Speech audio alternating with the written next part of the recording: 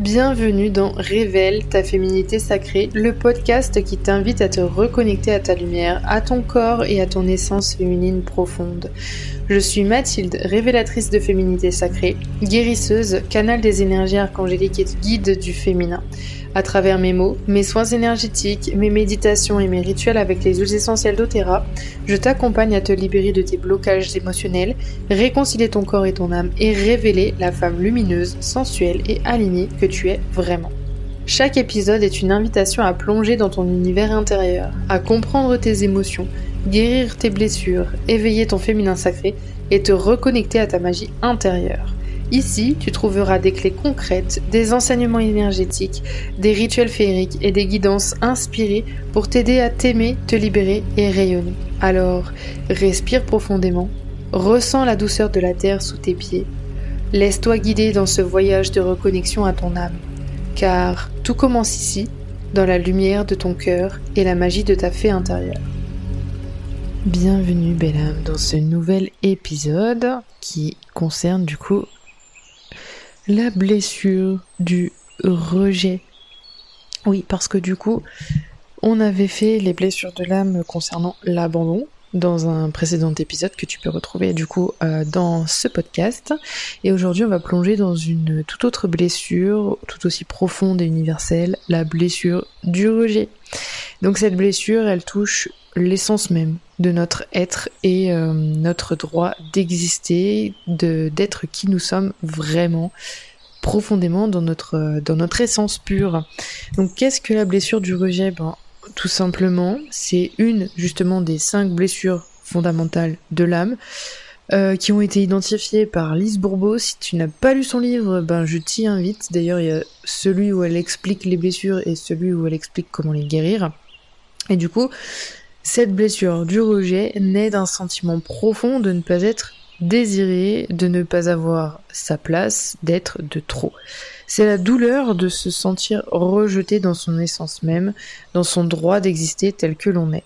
Et donc, contrairement à la blessure de l'abandon qui touche, elle, à la peur d'être quitté, le rejet, lui, va venir questionner notre légitimité à être.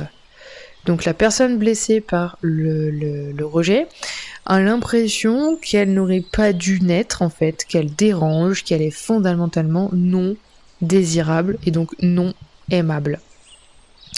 Aimable pas dans le sens poli, aimable dans le sens amour, aimer, être aimé. Donc cette blessure crée une fracture intérieure profonde. Je ne suis pas voulu, donc je ne vaux rien.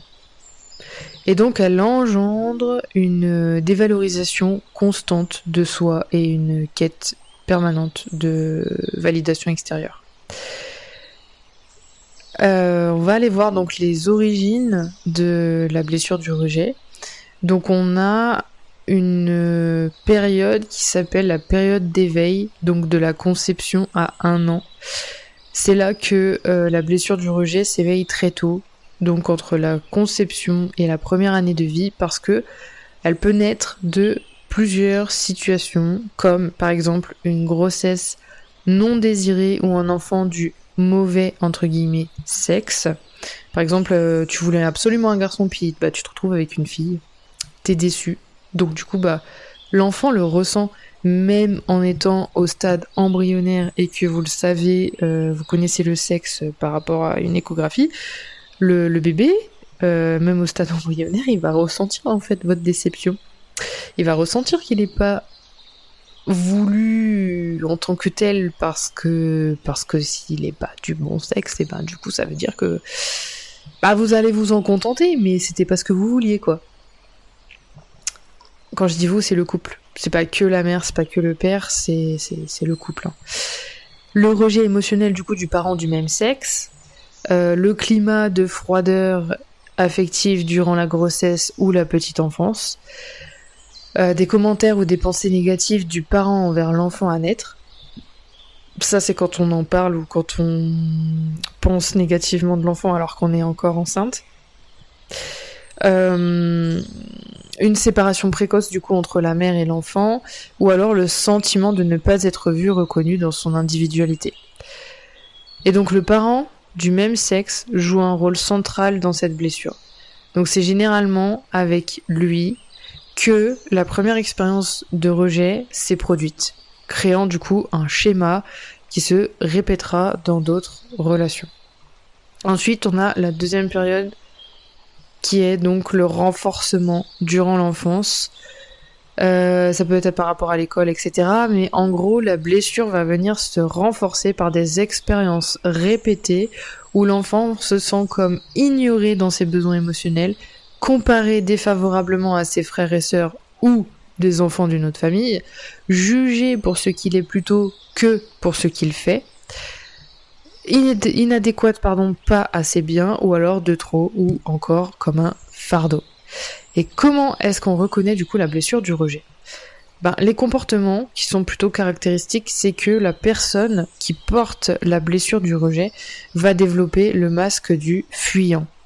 Et donc, dans les relations, ça va s'observer comme une tendance à la fuite et à l'isolement, une difficulté à prendre sa place, une recherche de la perfection pour être acceptée, éviter les situations où elle pourrait être rejetée, se rejeter elle-même avant que les autres ne le fassent, ou encore des difficultés à s'engager profondément dans une relation, qu'elle soit amoureuse ou amicale.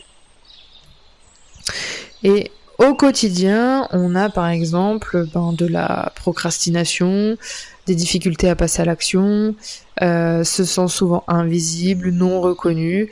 Elle va aussi attirer des situations de rejet pour confirmer sa croyance, vivre dans le monde intérieur riche et imaginaire, des difficultés à affirmer ses propres besoins et désirs, n'arrive pas à dire non et grande sensibilité donc au regard des autres. Donc c'est une personne qui va avoir beaucoup de mal à dire non, du coup, comme je vous disais, ou qui va avoir beaucoup de mal avec la vie des autres, le jugement des autres et le regard des autres. Et qui va jamais réussir à passer à l'action, qui est incapable de suivre un planning avec des objectifs. Et les croyances limitantes qui sont liées donc à cette blessure du rejet, c'est « je ne suis pas désiré »,« je dérange »,« je ne mérite pas d'exister »,« je suis nulle et sans valeur »,« je dois être parfaite pour être aimée » et « je suis différente, anormale ». Donc, sur le plan physique, on a pu remarquer certains symptômes de la blessure du rejet. Donc, le corps va refléter la blessure du rejet par des caractéristiques spécifiques comme un corps plutôt contracté, étriqué. Donc, la personne semble vraiment vouloir prendre le moins de place possible, le moins visible possible. Elle va avoir des épaules plutôt rentrées vers l'intérieur, comme pour se recroqueviller, se protéger. C'est aussi ce qu'on appelle un manque de confiance en soi. C'est un des signes en tout cas. Ensuite, on a la maigreur ou le corps très filiforme, parce qu'il y a une difficulté du coup à nourrir son corps, vu qu'on ne veut pas se montrer.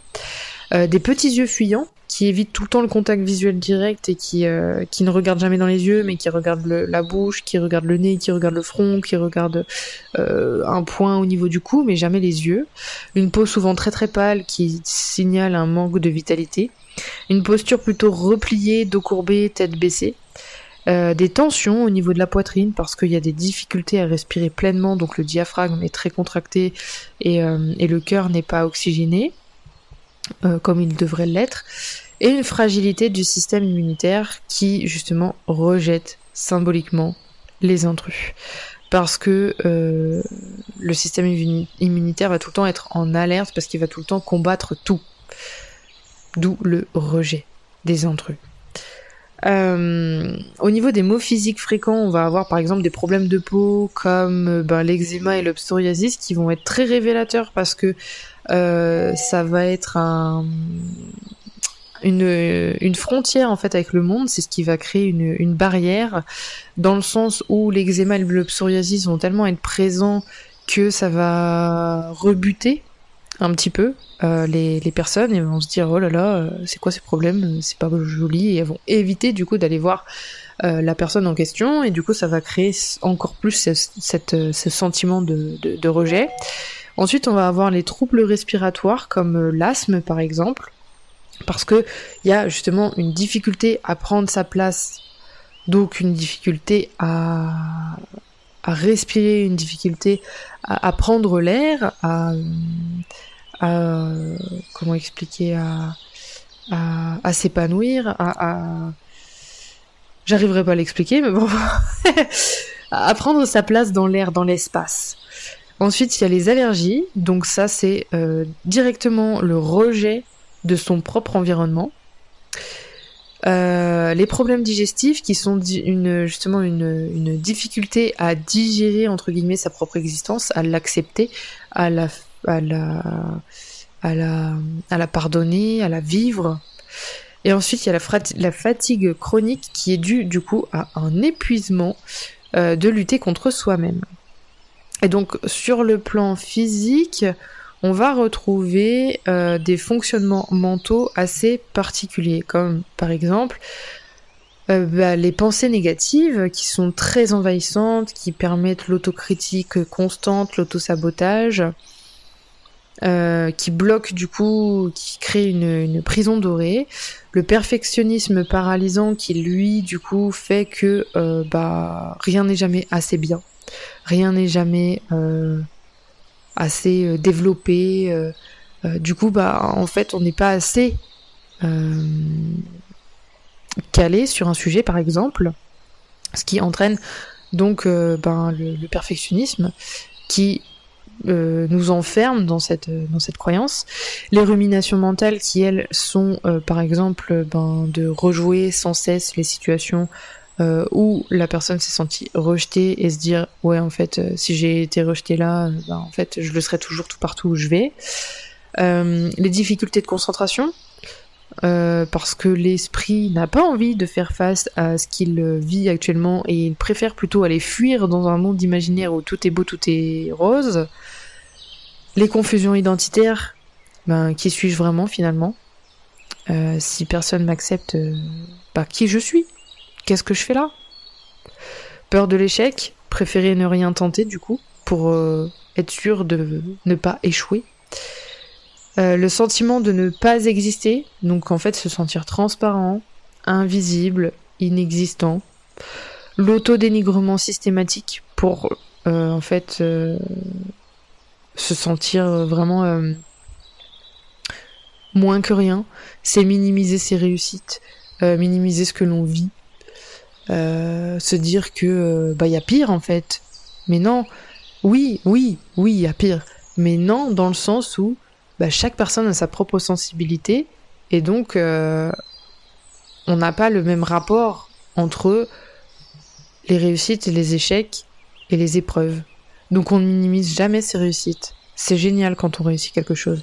On doit justement célébrer nos réussites, les plus infimes soient-elles. D'ailleurs, elles sont infimes en fonction de chaque prisme de chaque personne, c'est toujours pareil.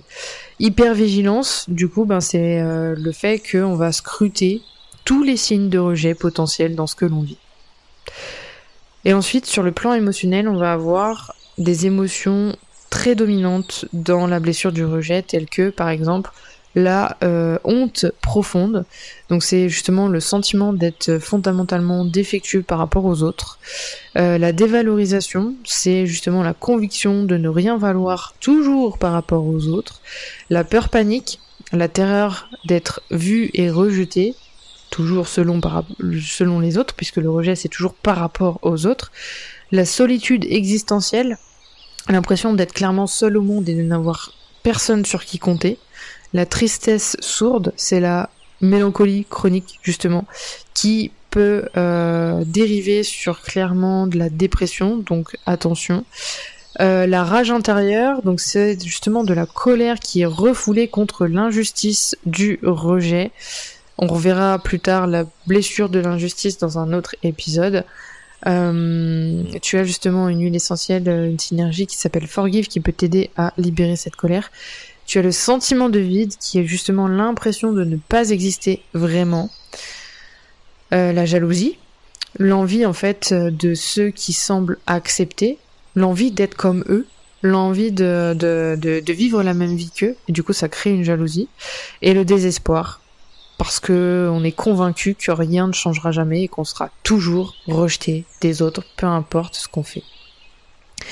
Et donc, comme je te disais, il y a des huiles essentielles qui peuvent t'aider à guérir la blessure du rejet. Et en fait, les huiles essentielles, elles sont vraiment de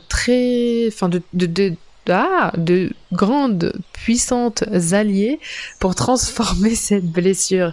Et donc, je t'ai fait une petite sélection d'huiles essentielles doTERRA qui sont particulièrement efficaces. La première, c'est la bergamote, que j'utilise pour avoir un boost de confiance en moi, justement. Donc, c'est l'huile de l'acceptation de soi. Et pourquoi elle aide ? Parce que elle va venir apporter de la lumière et de l'optimisme. Elle va aider à dissoudre les schémas d'auto-rejet et encourage l'acceptation inconditionnelle de soi. Elle illumine les zones sombres de notre psyché où se cache par exemple la honte. Après, on va avoir... par exemple, tu vas en fait l'utiliser en diffusion le matin pour commencer ta journée avec confiance. Et par exemple, tu te dis un petit mantra tel que « Je m'accepte tel que je suis ».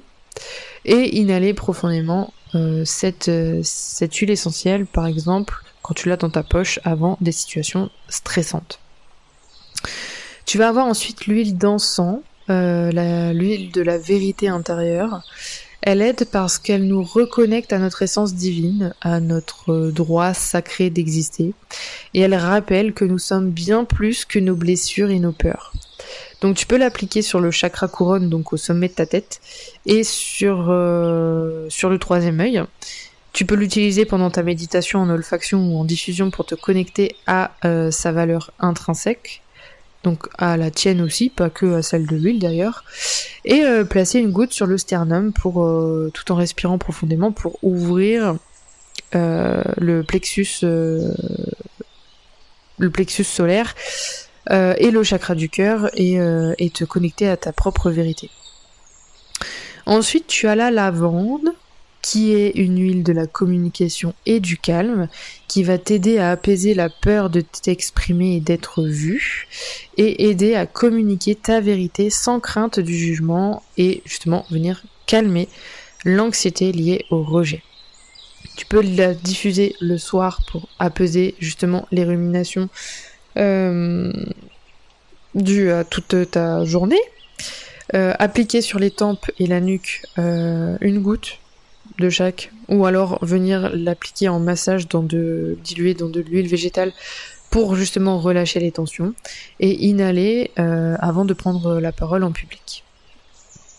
Ensuite, tu vas avoir le mélange, la synergie Console, pour les filles qui ont fait le petit programme de 5 jours émotions libérées et corps apaisé, elles ont pu le tester, et ça c'est l'huile du réconfort.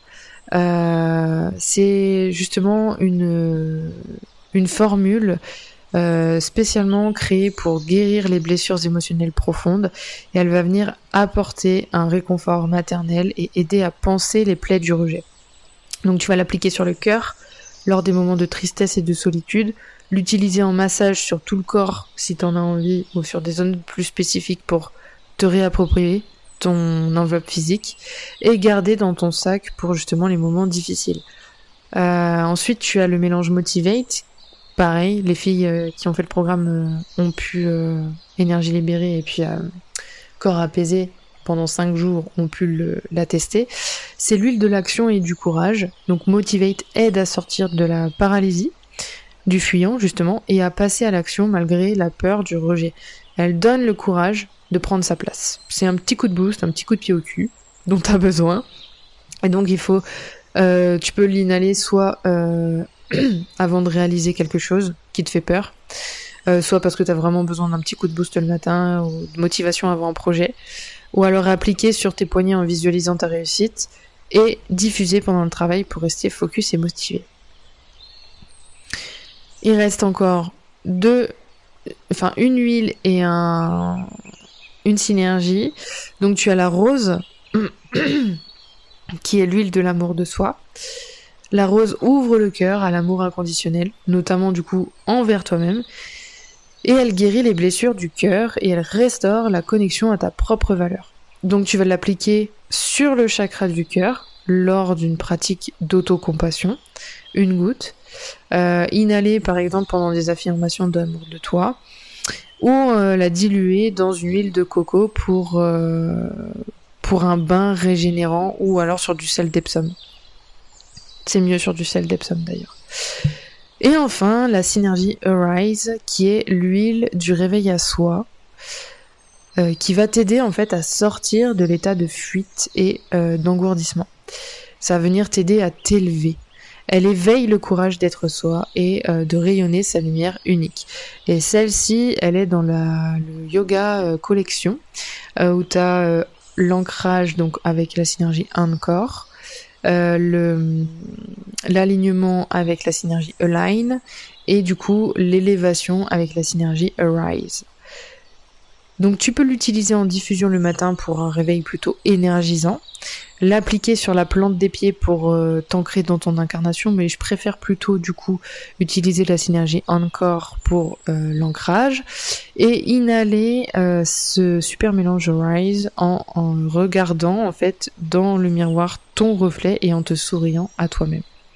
Et tu peux également l'appliquer sur toujours, j'ai envie de dire, le chakra du cœur ou plexus solaire pour justement venir élever ta confiance en toi et élever ton énergie.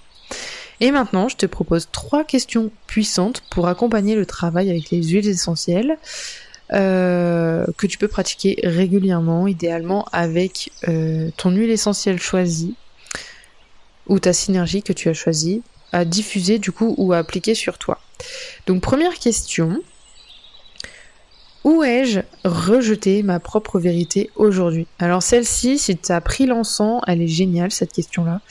Donc tu vas prendre conscience des moments où tu t'es rejeté toi-même avant que les autres ne le fassent. Et pour t'aider à répondre, je te propose donc dans quelle situation ai-je minimisé mes besoins ou désirs ? Quand ai-je tué ce que je pensais vraiment par peur du jugement ? Où ai-je fait semblant d'être quelqu'un d'autre pour être accepté ? Et comment ai-je auto-saboté ma propre authenticité ? Donc l'encens, tu peux soit le diffuser, soit le mettre sur ton 3e œil, ou alors prendre 3 respirations profondes en mettant une goutte d'encens dans tes mains, tu frottes tes mains et tu mets tes mains autour de ton nez. Et tu peux écrire du coup librement pendant environ 10 minutes en laissant venir les souvenirs de la journée. Tu t'observes sans jugement les moments où tu t'es senti abandonné, où tu t'es abandonné toi-même. Deuxième question, celle-ci elle est plutôt orientée bergamote. En fait je t'en ai mis une à chaque fois avec une huile essentielle différente en fonction de ce que tu auras choisi. Mais du coup quel aspect de moi ai-je peur de montrer au monde et qu'arriverait-il si je l'exprimais ? Ici tu vas venir identifier les parties de toi que tu caches par peur du rejet et explorer du coup ce qui pourrait se passer si tu les révélais. Alors donc tu vas appliquer la bergamote sur ton cœur et respirer du coup son parfum et imagine que tu es dans un espace totalement sûr où tu peux être toi-même sans crainte. Écris une lettre à cette partie cachée de toi en lui expliquant pourquoi elle mérite d'être vue et célébrée et explore ensuite le meilleur scénario possible si tu oses la montrer, cette partie de toi. Donc, pour t'aider à répondre, quelle facette de ma personnalité est-ce que je garde secrète ? Quel talent ou passion est-ce que je n'ose pas exprimer ? Quelle vérité sur moi-même ai-je peur que les autres découvrent ? Et si j'osais être pleinement moi-même, comment est-ce que ma vie serait-elle différente ? Et dernière question, avec Motivate ou Arise, comment puis-je m'honorer moi et prendre ma place demain ? Comment puis-je m'honorer et prendre ma place demain ? L'intention, le but de cette question, c'est de créer un engagement concret pour affirmer ton existence et ta valeur. Et donc, pour t'aider à y répondre. Quelle petite action concrète puis-je poser pour m'affirmer? Comment puis-je m'honorer mes besoins sans m'excuser? Où pourrais-je dire oui à moi-même et non aux attentes des autres? Et quelle parole authentique ai-je besoin d'exprimer? Tu peux mettre une goutte de Motivate sur tes poignets et frotter ensemble en visualisant ta réussite. Tu respires profondément et t'écris un engagement précis pour le lendemain. Par exemple, demain je vais aller courir dans la montagne. Bref, je sais pas, sois précis et spécifique et réaliste. Il peut s'agir en fait de choses simples comme exprimer ton opinion en réunion, porter une tenue qui te plaît vraiment, demander dont tu as besoin, dire non sans te justifier, etc. Mais visualise bien tout ça. Visualise que tout est en train de se réaliser et avec succès justement, et ressens la fierté qui en découle. Et je te propose du coup un petit rituel quotidien de guérison pour du coup intégrer ce travail dans ton quotidien et ça prendra pas plus de 15 minutes. Donc le matin, tu peux faire une affirmation d'existence, donc pendant 5 minutes, tu peux appliquer l'encens sur ton chakra couronne et la bergamote sur ton chakra cœur. Et devant le miroir, tu te regardes dans les yeux et tu dis « Ok, j'ai le droit d'exister. Je suis désirée et je suis à ma place. » Respire profondément en accueillant ces mots dans ton corps et écoute ce que ton corps a à te dire. Ensuite, dans la journée, tu peux avoir un ancrage dans l'action, c'est-à-dire que tu vas prendre Motivate avec toi-même, tu vas la mettre toujours dans ta poche, même si l'huile essentielle est dans la poche ou la synergie est dans la poche, elle va avoir un travail vibratoire. Donc elle travaille quand même. Donc chaque fois que tu vas hésiter à prendre ta place, inhale-la profondément. Et pose l'action malgré la peur. C'est-à-dire que si tu dois faire quelque chose et que tu as peur, respire Motivate et ensuite fais ton action qui te fait peur. Et pense pas à ta peur. Et ensuite le soir, je te propose un petit rituel de journaling et intégration qui va durer environ 10 minutes. Ça peut durer plus longtemps en fonction de ce que tu as envie d'écrire. Mais du coup, tu vas pouvoir diffuser de la lavande ou la synergie console, par exemple, dans ta chambre, 1 ou 2 heures avant d'aller te coucher, parce que faut que ça se diffuse un petit peu avant d'aller au dodo. Il répond du coup à 3 questions dans ton journal, et ensuite termine en fait en écrivant 3 choses pour lesquelles tu t'es célébré aujourd'hui. La guérison, c'est un chemin vers l'acceptation de soi. Et la guérison de la blessure du rejet, c'est un voyage, pas une destination. Donc c'est un processus de réconciliation avec soi-même, d'acceptation de sa propre existence et de célébration de son unicité. Donc rappelle-toi que cette blessure n'est pas qui tu es, mais c'est simplement une expérience que tu as vécue. Ton essence véritable, elle est intacte, lumineuse et parfaitement légitime. Donc, tu as toujours eu le droit d'exister exactement tel que tu es. Les huiles essentielles et le journaling sont des outils qui sont très puissants, mais le vrai guérisseur, c'est bien toi. C'est de toi que vient la guérison, et c'est ton courage de regarder la blessure en face, ta volonté de te choisir chaque jour, et ta compassion envers toi-même qui te transformeront et qui transformeront cette douleur en force.